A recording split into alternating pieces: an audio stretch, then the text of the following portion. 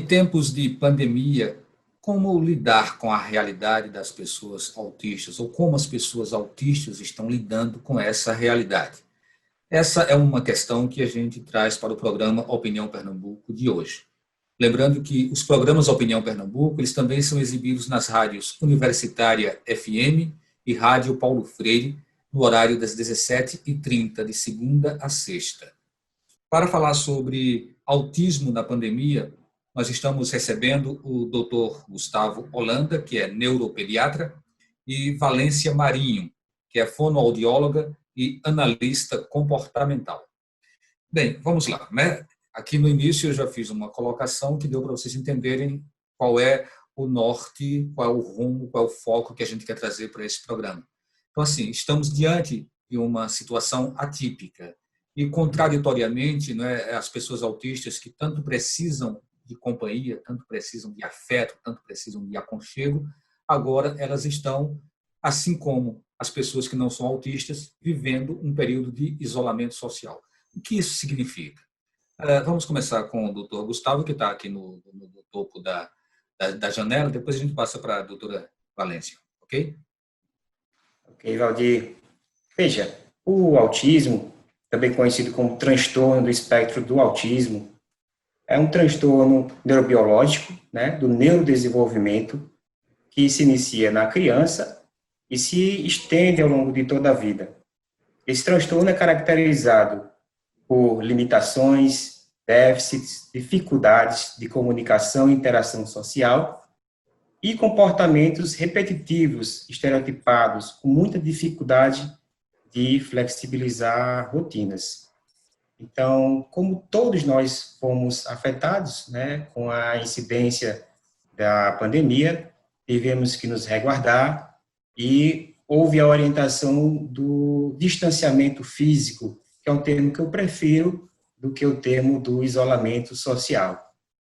E, notadamente, as pessoas com autismo, por ter essa dificuldade de se reinventar, de mudar suas rotinas, e já ter a dificuldade de interação social, com esse distanciamento físico ou isolamento social, foram prejudicadas. Eu recebo no consultório notícias das mães que não podem vir à consulta por medo, né, por precaução, que os filhos estão apresentando quadros de piora comportamental, com agressividade, irritabilidade, né, e até involução. Então, isso é algo que está nos preocupando. Doutora Valência Marinho, e no seu consultório, como está sendo o acompanhamento nesse momento?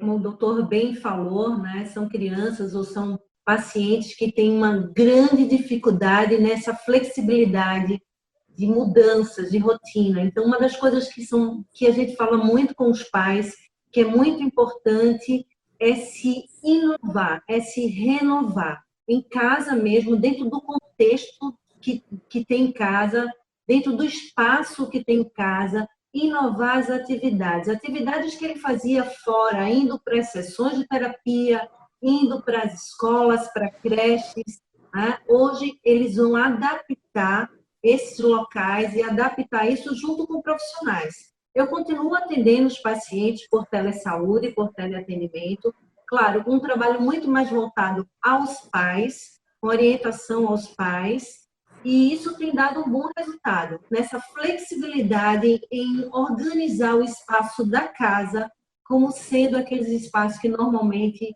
eles frequentam. Doutor Gustavo, os médicos sabem, né, têm a compreensão clara do que é o autismo.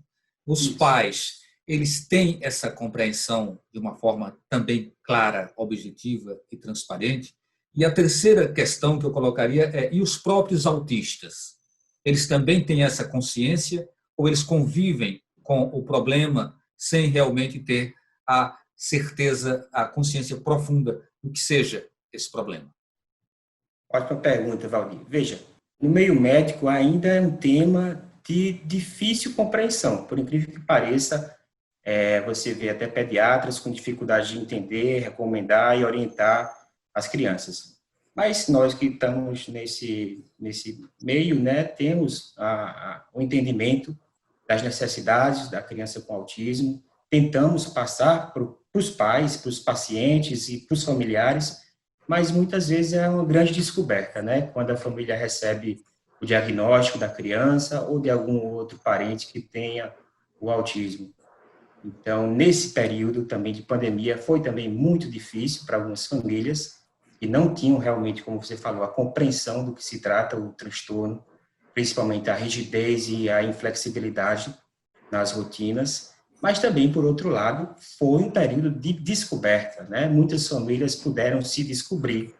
Alguns pais que tiveram o diagnóstico dos seus filhos aos 2, 3, 4 anos, e assim que receberam o diagnóstico, mandaram a criança para a terapia, puderam, nesse momento de pandemia, entender melhor a criança, entender melhor o diagnóstico. Muito material foi produzido por muitos especialistas, está aí as lives do Instagram, cursos foram lançados, inclusive cursos gratuitos. Então, muitos pais, né, se viram nessa necessidade de compreender o diagnóstico e aperfeiçoar o entendimento que se tem em relação ao autismo fazendo esses cursos.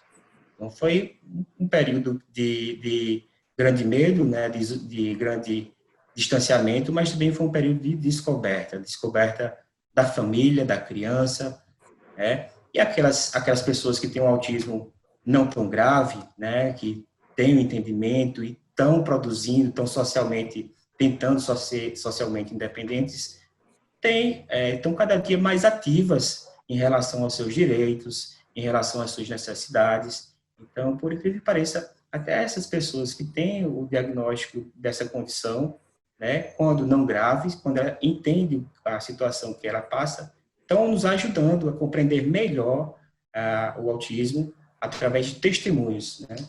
Então, tanto foi benéfico, por um lado, como maléfico, por outro, essa situação da pandemia, mas saiu melhor a família que soube realmente se reinventar, se descobrir e fortalecer os laços familiares nesse período.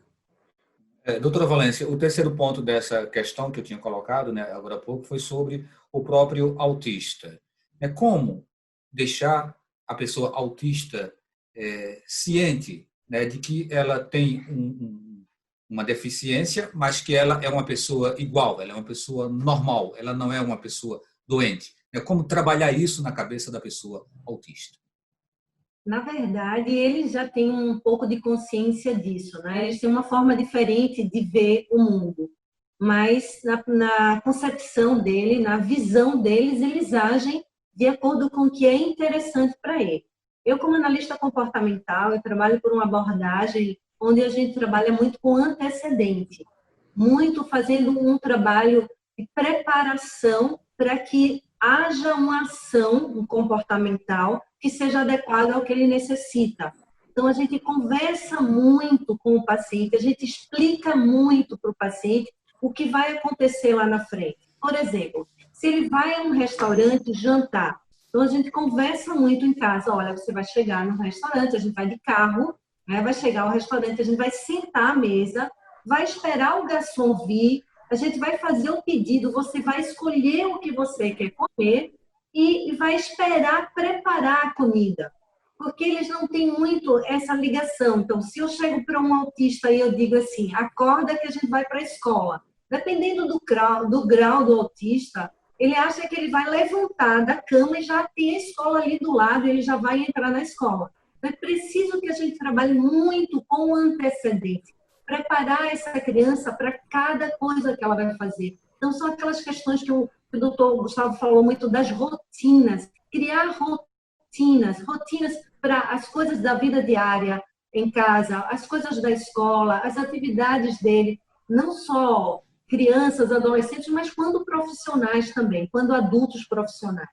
Então, eles têm uma visão de uma rotina que preparam ele para ter uma vida, digamos assim, dentro de um padrão de normalidade.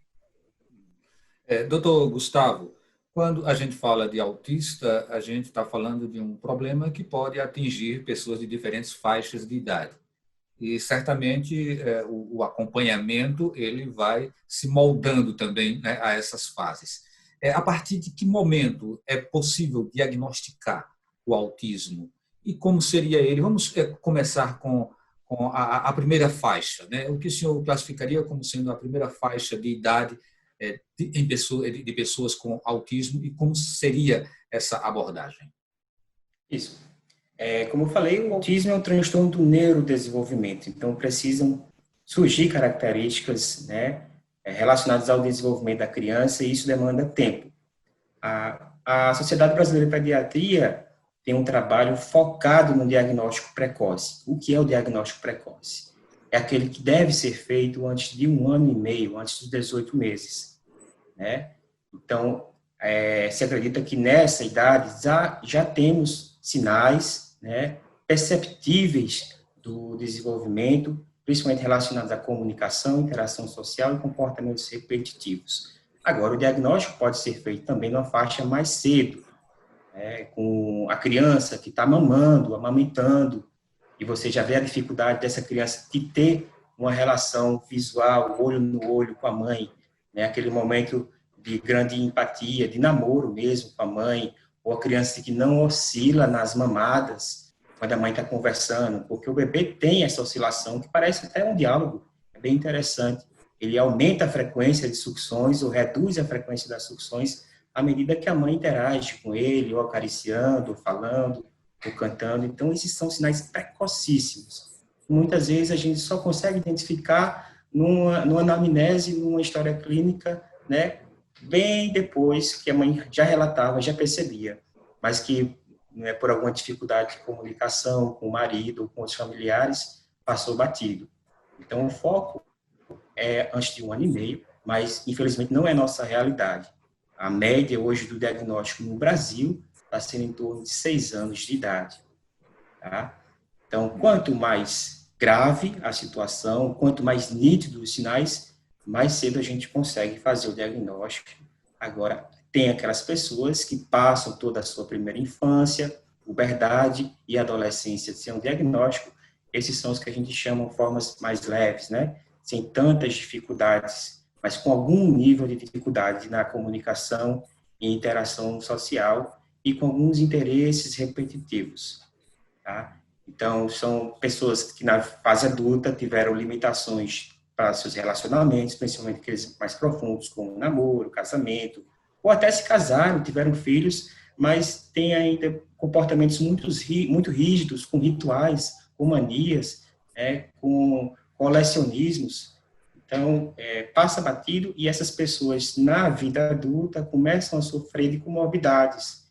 Então, é muito comum ter ansiedade, transtorno depressivo, transtornos de atenção, dificuldades comportamentais inúmeras que estão associadas ao transtorno de base, que era o transtorno do espectro autismo na sua forma mais leve.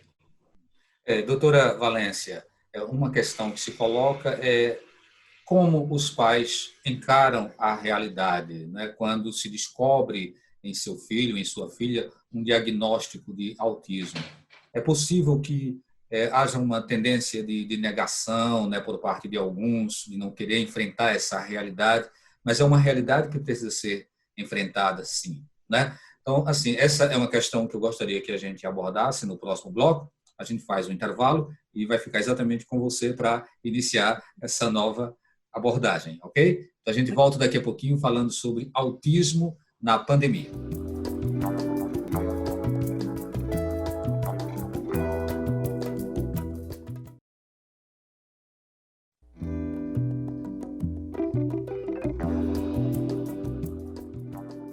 Voltando com o programa Opinião Pernambuco, hoje falando sobre autismo na pandemia. São nossos convidados, na verdade um convidado e uma convidada, ele o Dr. Gustavo Holanda, que é neuropediatra, e Valência Marinho, que é fonoaudióloga e analista comportamental.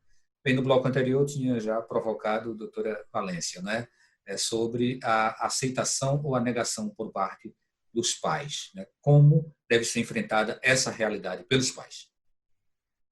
Na verdade, eu não diria que seria uma aceitação, a negação, né? Eles encaram o diagnóstico como uma surpresa e um medo que vem associado a dizer, não, pelo amor de Deus, que isso não aconteça comigo, não, meu filho não tem nada disso, meu filho, ele ri, ele olha para mim, mas não é aquela coisa de negar o que tem, é o medo do que vem por ali, de como isso vai mudar e modificar a vida deles, né, diante de uma criança com autismo.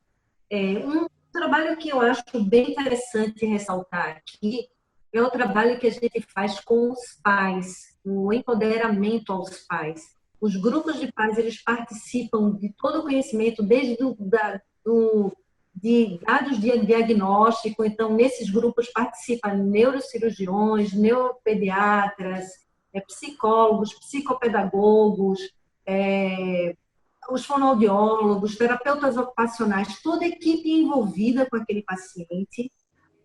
Eles entendem, eles tiram dúvida desde como lidar com aquela criança, remédios que aquela criança tem que tomar, se tem que tomar. Então, é um trabalho onde eles primeiro iniciam. E uma outra coisa que é importante é que eles não se sentem só. Eles sabem que aquelas outras pessoas que estão ali têm o mesmo sentimento de medo, de dor, de insegurança que eles têm. Então, acaba se tornando uma grande família. Eles abrem um grupo de WhatsApp, onde participam e trocam.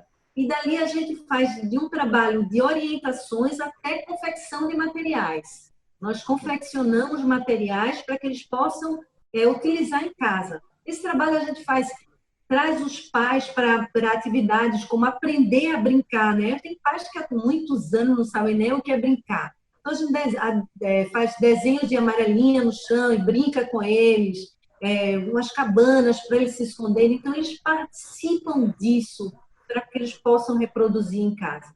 É necessário isso para que eles aliviem essa insegurança. Doutor Gustavo, apesar de se anunciar algumas regras de flexibilização, né, do isolamento, a gente sabe que na prática tem muita gente, tem muitas famílias que continuam em isolamento.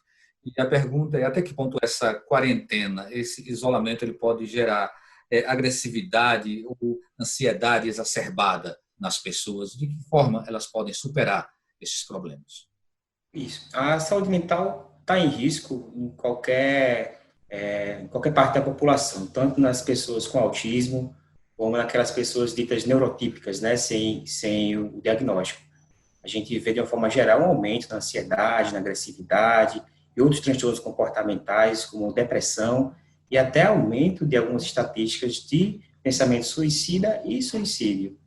Então, a extensão da pandemia, das medidas de contenção em relação à pandemia ou isolamento social pode aumentar ainda mais essa taxa. A gente vai ter que flexibilizar, existem já algumas iniciativas, né?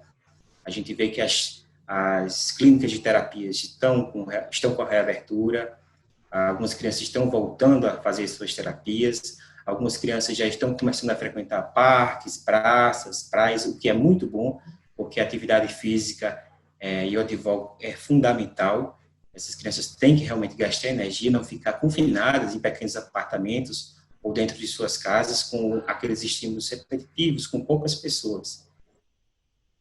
Vamos manter a rotina que foi criada, mas também pode-se anexar, adicionar bons hábitos e boas rotinas, enquanto não está se podendo fazer terapia fora de casa, extra casa.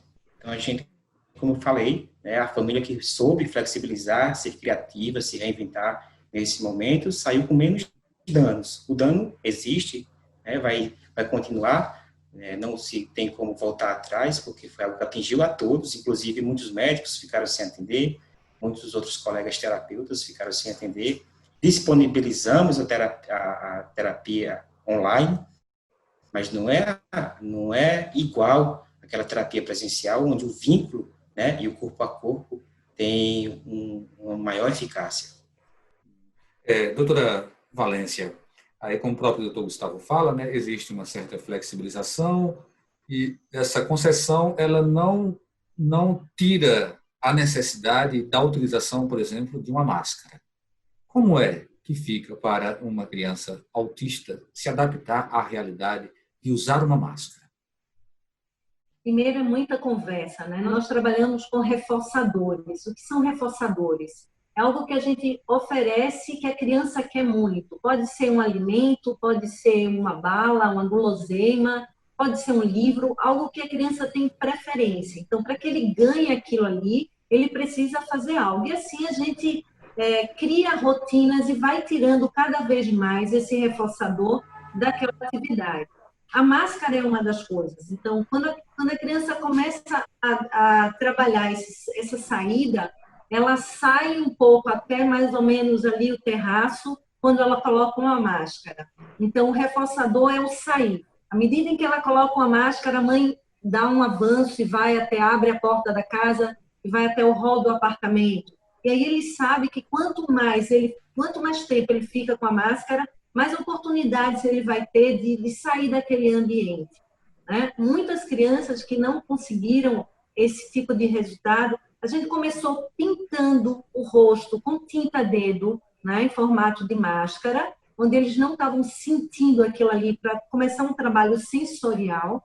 Começou a pintar com tinta-dedos e eles irem se adaptando àquilo ali, e aos poucos a gente ir colocando primeiro um pano sem prender, põe e tira, até à medida em que ele foi ficando mais tempo com aquilo e conseguiu sair. Mas hoje a gente utiliza muito de reforçadores para que essas crianças consigam utilizar essa máscara. Alguns que têm vindo aqui para o meu consultório ou para a instituição em que eu trabalho, todos estão utilizando máscaras. Agora, a gente utiliza muitas máscaras infantis, com temas que a criança gosta. A criança gosta muito de Superman, então a gente pede para a mãe comprar uma máscara do Superman, e ali a gente trabalha muito uma fantasia de que todo mundo agora vai usar aquela máscara. A mamãe compra, o papai compra, então está todo mundo com a máscara igual, e ele vai se adaptando. Doutor Gustavo, o sistema de ensino, tanto público quanto privado, e a gente fala tanto do governo estadual, municipal, quanto fala das escolas privadas, né? Elas têm estimulado algumas aulas à distância, e aí usando tecnologias, né, de EAD. Como fica essa realidade? É difícil adaptar uma pessoa autista a essa realidade? Quem está por trás da educação está realmente preocupado com essas peculiaridades? Sim, a tecnologia do EAD foi desenhada para o público adulto. Até adolescentes estão podendo usar, porque exige uma carga de atenção muito alta naquele pequeno tempo. Eu não vi ainda sucesso no público mais novo, inclusive crianças pré-alfabetização. Algumas alternativas estão sendo o home study, ou seja, os pais recebem a orientação dos professores e aplicam aquele material da escola em casa, né? E outras famílias, quando podem, quando resolvem, estão adotando, inclusive, o homeschooling, ou seja, saindo de algo que era o ensino convencional para o ensino alternativo, né? Não abandonando a criança, não fazendo abandono educacional, cultural, entendeu? Também aplicando testes, tarefas, de acordo com a orientação de algumas empresas, grandes empresas educacionais que estão produzindo esse material. Então, o EAD, eu não vi nenhuma iniciativa diferente para aplicar às crianças menores, inclusive as crianças com autismo.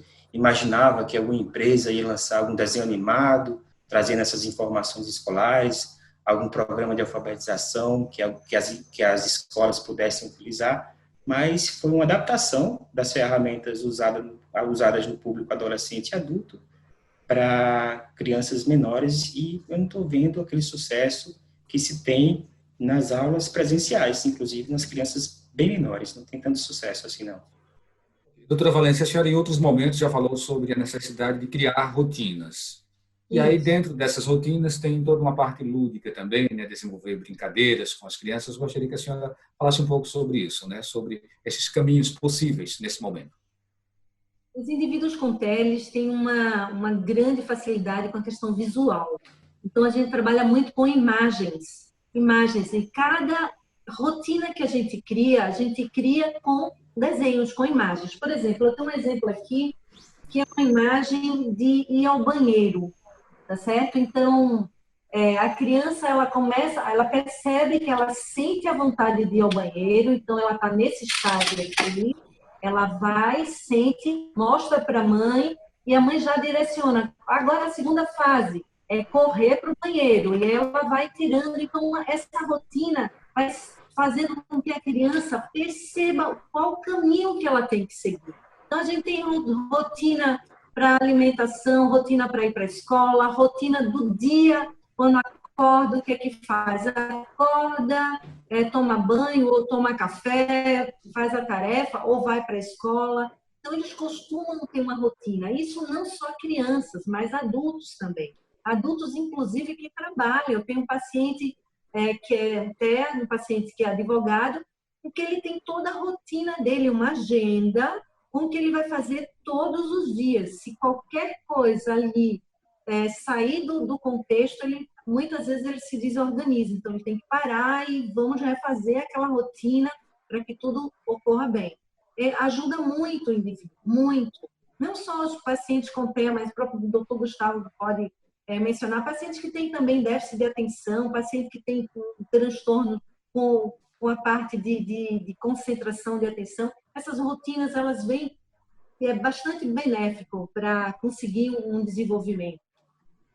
Ok, a gente agradece a sua participação, doutora Valência Marinho, a participação também do doutor Gustavo Holanda, repetindo, né, como o programa também é veiculado em rádio, doutora Valência Marinho, fonoaudióloga e analista comportamental, doutor Gustavo Holanda, neuropediatra. Agradecemos também a sua participação. O Opinião Pernambuco fica por aqui e a gente se encontra em um próximo programa.